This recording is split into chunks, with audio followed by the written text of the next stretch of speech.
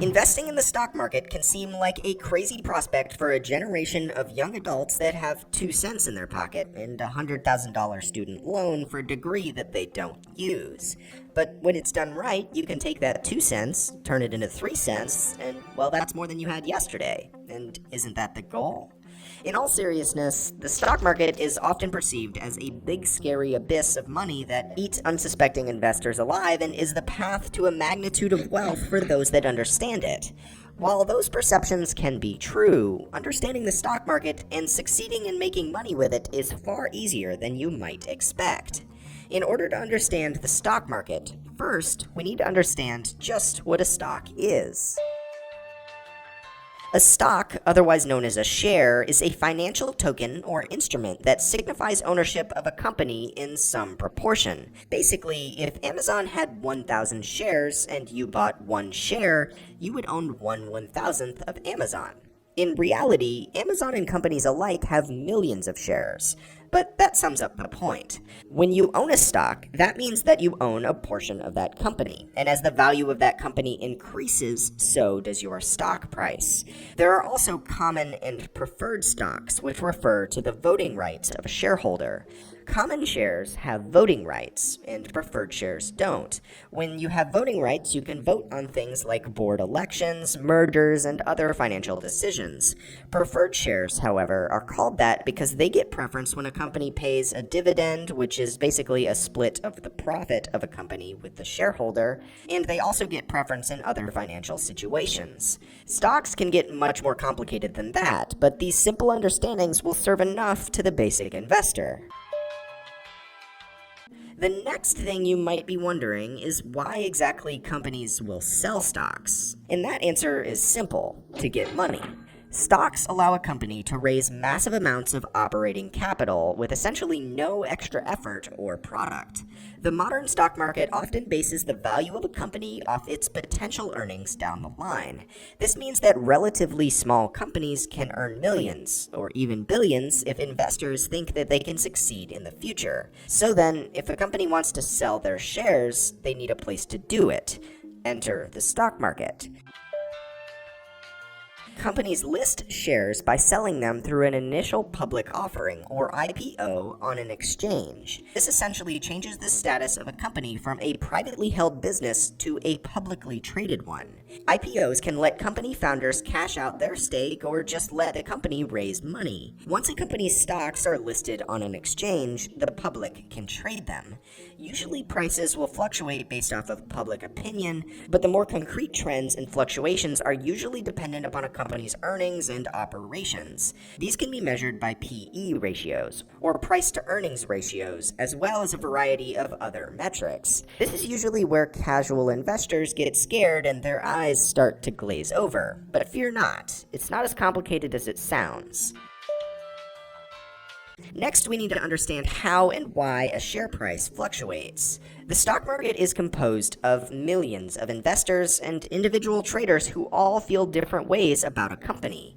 They all make independent choices, and the net of those choices result in the positive or negative movement of a stock. If more people buy, then the price has to climb. If everyone wants out of a company, then the price falls due to lack in purchasing demand.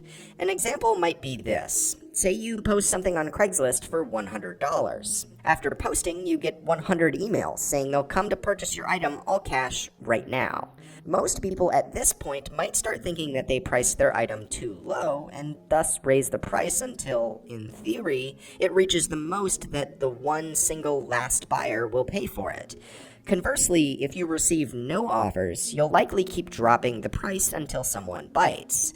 This is similar to how the stock market moves, except that the price rise and drop isn't done consciously, rather by millions of transactions every second, supply and demand. Which brings us to that topic. For every stock purchase or sale, there has to be a buyer and a seller. If there are more buyers, then the price will go up. If there are more sellers, the price will go down.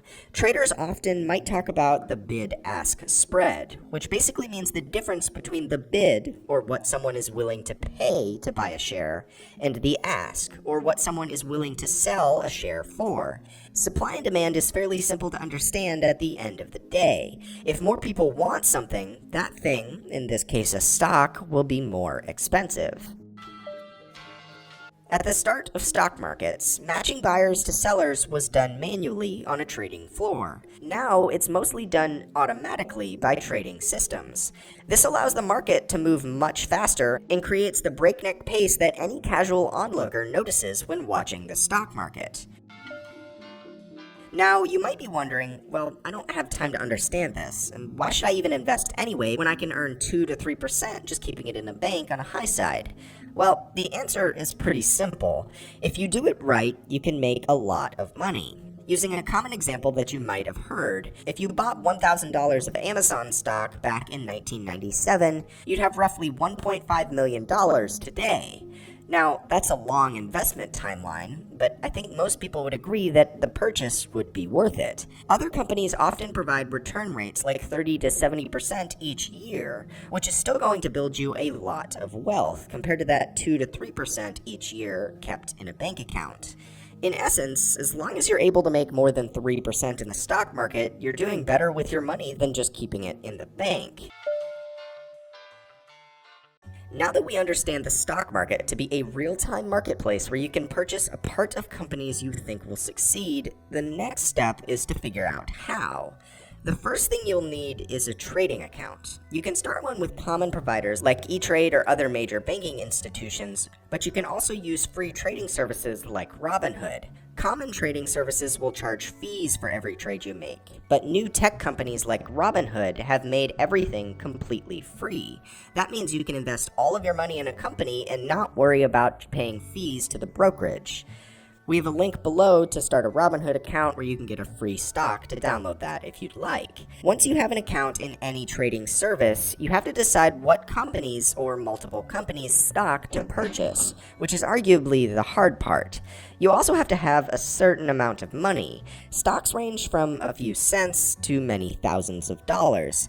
The key thing about stocks is that you can't purchase part of one. It's either all or nothing. If you want to invest in Amazon, you'll need at least $1,800, at least at the time of recording, to get started. But you can buy much cheaper, well-rated companies for a few bucks. Before you make a purchase, you want to do extensive research to make sure you understand what a company does to make money, whether they're in good financial standings, and also see what experts think about a company and whether you should buy it. At the end of the day, you do have to assume some risk, so it's important you only invest money you're capable of surviving without, at least for a little while, or until a certain stock comes back up if it does fall on harsh times. In this video, we've covered the basics of the stock market, how it functions, and ways to get started with it. We didn't cover much of the technical analysis that goes into evaluating a company, much of the terminology around stock trading, or even ways to trade without actually having the money you're purchasing stocks with, called margin. And that's okay. For the beginning investor, the best way to learn the stock market and to get involved is to take a few bucks you're okay with losing and getting your hands dirty and invest wisely.